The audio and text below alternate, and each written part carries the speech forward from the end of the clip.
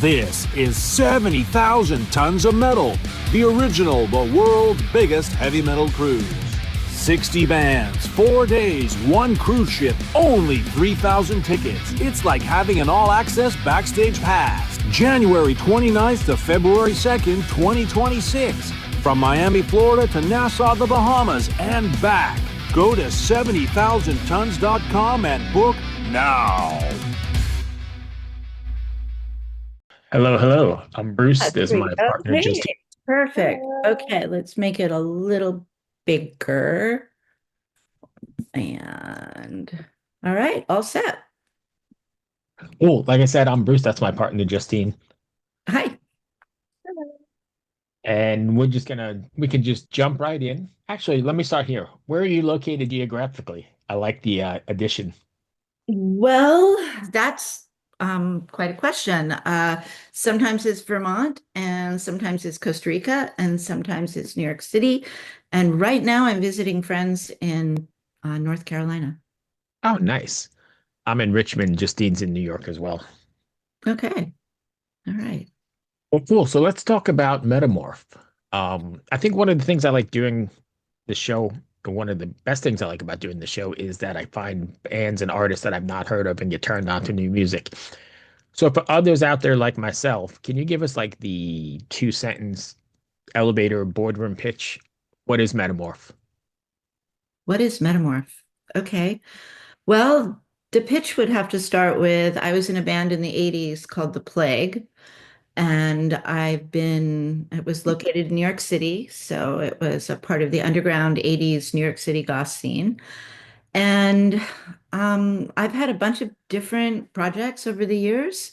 And I would say that Metamorph started because I had had what I felt was a mystical, magical healing experience.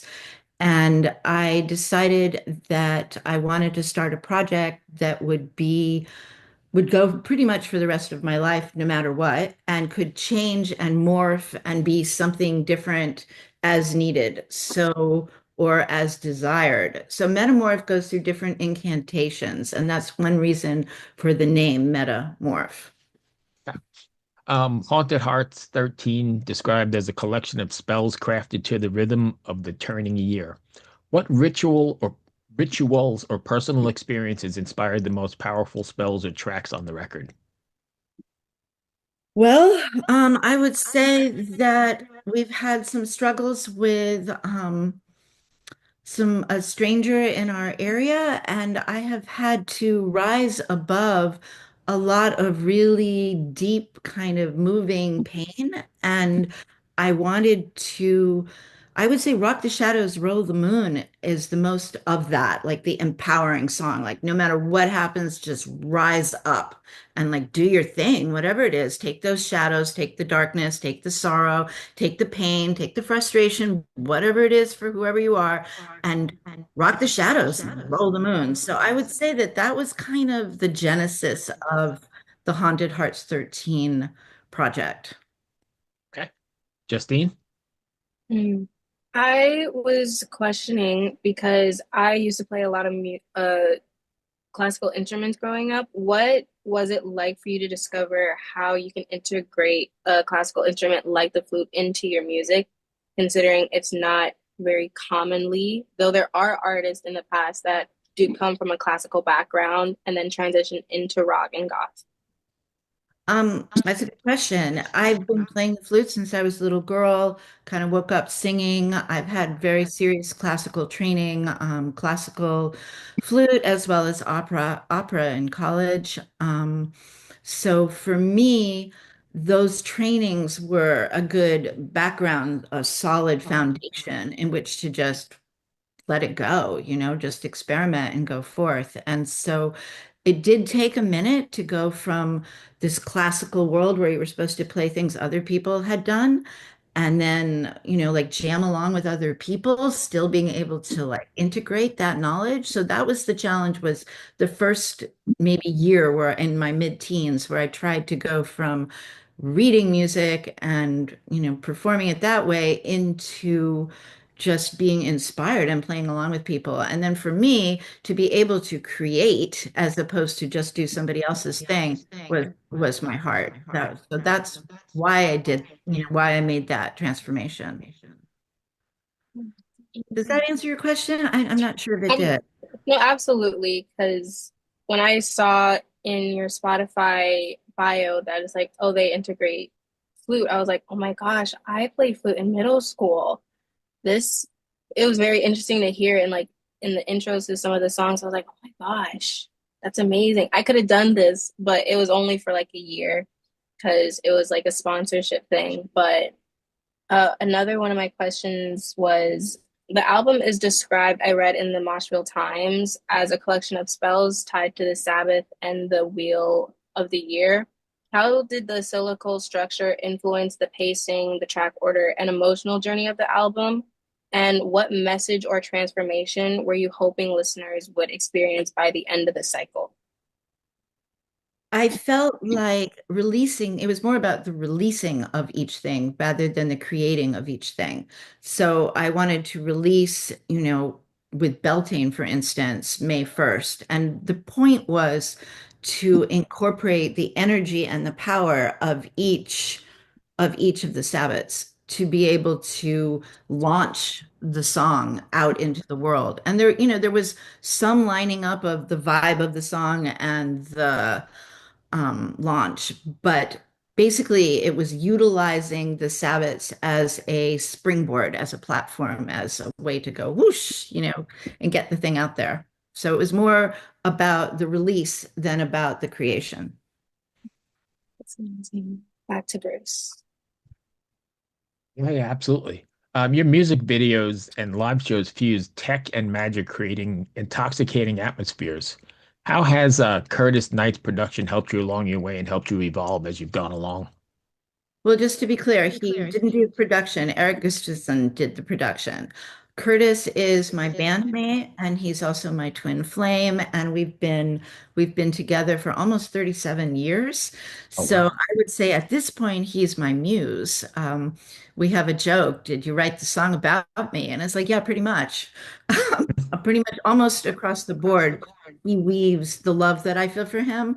And it's obviously relationships are not just all happy, happy. So in the whole thing, I weave the magic I feel for my twin flame and the struggle and the depth and my hopes and my dreams with him. And so he's just been weaving through it. And he's also, from a technical point of view, he's been supporting the projects all along. I mean, he's the guy who's, carrying the equipment in, running the soundboard. Like, it's really I don't know how I could possibly manage to do it without his support. It's very, really important.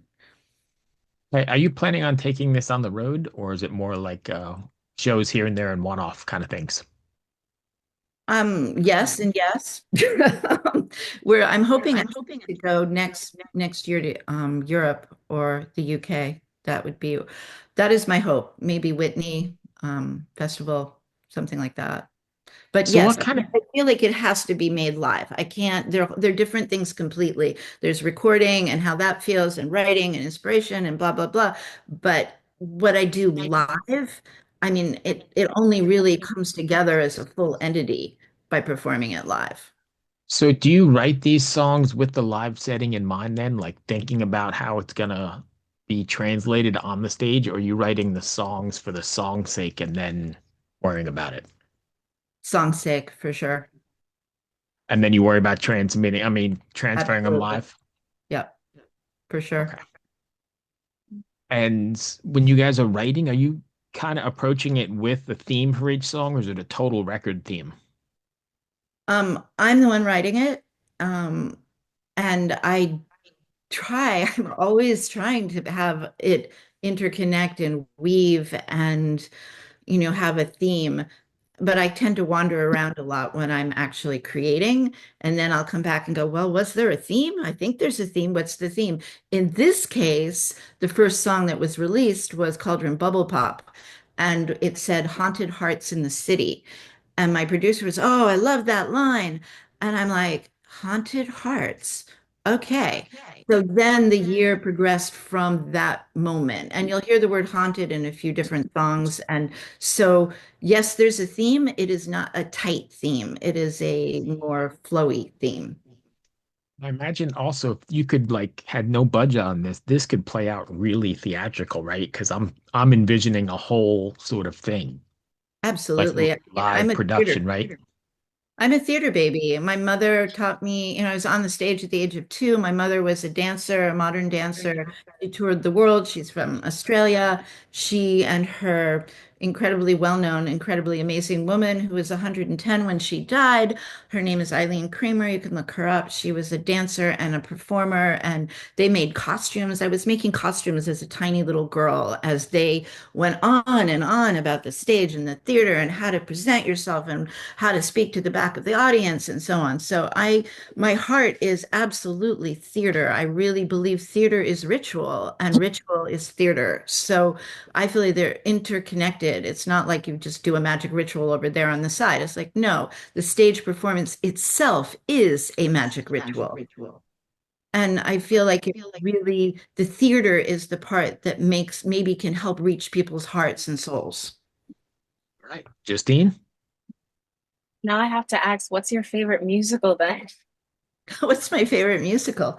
Wow, that's a really good question. I don't know. I was kind of grew up watching like I went to Broadway as a little girl. What was my favorite? I don't know. Maybe it was Hair, the Broadway musical Hair. I don't think I've seen Hair. Even I'm from That New was York, so I my should time probably have frame. seen Yeah. more. But I Yeah. think I had the opportunity because I had a class on like musicals, and I had the opportunity to see Death Becomes Her because I just recently saw the actual movie. And I was this close to actually seeing Beyonce and Kelly Rowland because they came to like one of the showings, and I was like, oh wow, I missed it because of work. But my question is, since you were in previous groups like The Plague, as you were saying, has it influenced the process of creating music since you like focusing on making it for a whole group of you rather than now just in your individual self? The vision has always been the same in the sense that the plague was almost before goth was a thing. And I wanted to create music and ideas that went beyond our average, everyday work life thing. I wanted to make it have more depth. I wanted it to be about night and day and darkness and light and be poetic and be more interesting than, oh, I made a cup of coffee and I'm sitting at the table. Like there's all this weird kind of like bland lyrics out there that I just find really boring. I mean, it's fine if other people love it. That's great. I'm glad people love whatever they love. But I wanted to make something that was had more depth and had more maybe about life and death, not just about life. And so in that sense, it really hasn't changed. The vision is still the same to inspire people, to have people think more, have people want to maybe create themselves. Like that's kind of the inspiration I'm hoping for. Yeah, yes. I mean, I completely agree with some lyrics are definitely boring or not as developed as people, and they should definitely work on that. My next question, are there any unexpected genres or influences that have shaped your sound in ways listeners might not realize? Yeah, I like all kinds of silly things. I like pop music, like straight up pop. I like to have, I mean, I'm really into the catchy melody thing. If you listen to the songs, you'll find many people say to me, oh, it's so catchy, I can't get it out of my head, or it's on like repeat in my head. I only heard the song once, or whatever. So I grew up listening to pop music as well as classical music. And I studied and I immersed myself into the feeling of what it is about a song that makes you just want to hear it over and over and over again. And then it's stuck forever. And so I don't remember what your question was. Sorry. Are there any unexpected genres or influences that have Yeah. shaped your sound? Pop, definitely pop music and even disco. I was a teenager. I was out at Studio 54 and I was definitely influenced by that. And I don't think people would necessarily expect that. But then at the same time, I was out there with the hardcore punk people bouncing around while people did mosh pits in the 80s. And so all of that influences everything.